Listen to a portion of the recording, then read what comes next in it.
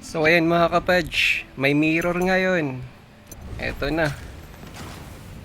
Magbi-mirror tayo. So lahat 10 LC. And may iba. Naku, nagbago pa yung isa. So ayan, naka-legendary gem pool tayo na 50% drop rate.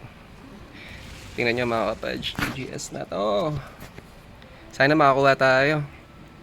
So mirror on. Let's go. GG na ako. Sangre na lang iniintay. Ba't nagde-decline yung sangre? Okay na yan, kahit ano ni Frosties.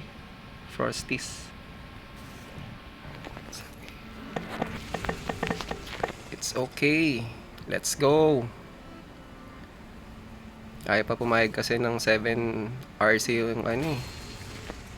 Pwede na yan. Basta may LC. So ayun mga kapadge, anong makukuha natin sa mirror na to? So nag mirror on tayo. Eto, titignan natin kung anong makukuha natin. Let's go.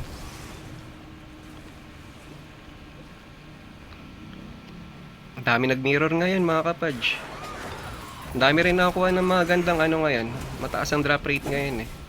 So dapat Monday pa ako mag LC, pero hindi na ako nakatiis. Kailangan ko nang i-on yung mirror natin. Baka sakali tayo makachamba.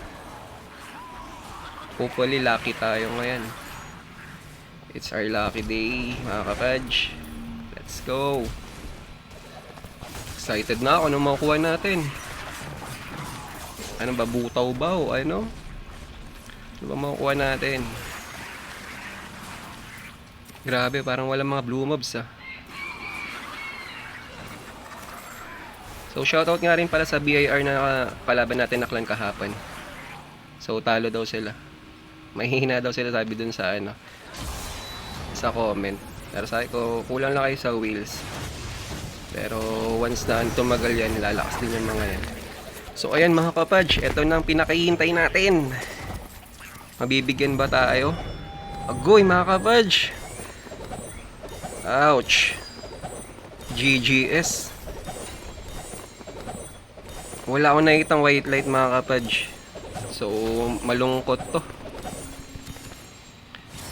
Dapat pala nag-easy mga kapadge. Grabe.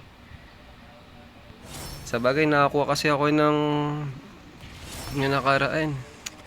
Grabe, trash yung nakuha natin. No lucky sabihin natin. Ganun talaga na mga kapadge. Minsan saswertehan tayo, minsan hindi. So better luck next time na lang mga kapadge, ano? So huwag kalimutan mag-like, share, and subscribe sa munti nating channel, Kapadge TV. Thank you and goodbye.